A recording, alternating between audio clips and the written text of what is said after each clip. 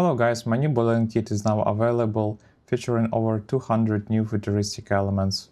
For those who are new to this, Plasticity has a feature that lets you recreate the Boolean geometry as a separate object.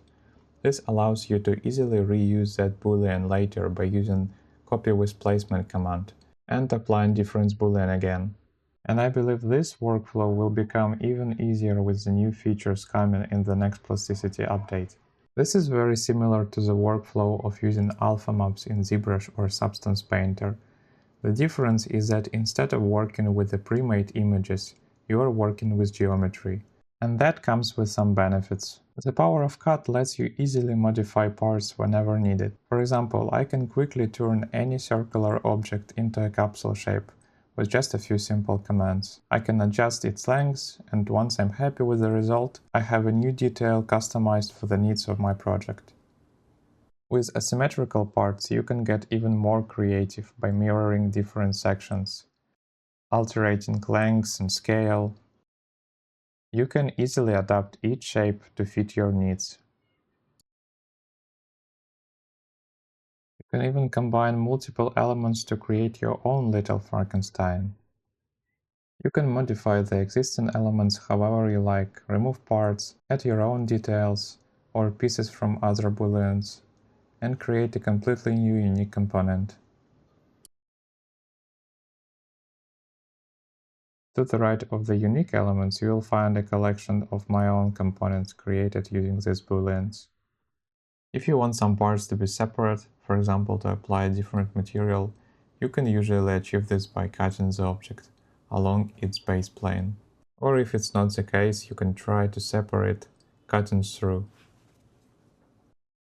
There is always a way around. Okay, that all works great on the flat surface, but what about curvy shapes? For simpler parts, especially small elements like balls, applying them to curved surfaces is usually no problem. Larger or more complex details may require a few extra steps.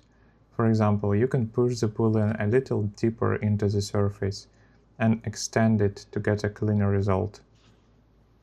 If you want the boolean to follow a smooth curved surface, you can try an unwrap plus deform workflow.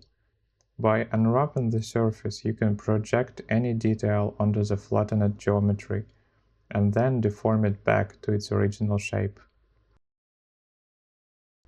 If the result looks stretched or squashed, simply adjust the scale until it looks right.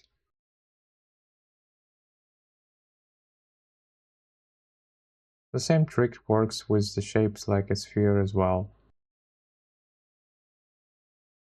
Just cut out the area you want to work on, unwrap it, apply a detail and deform it back.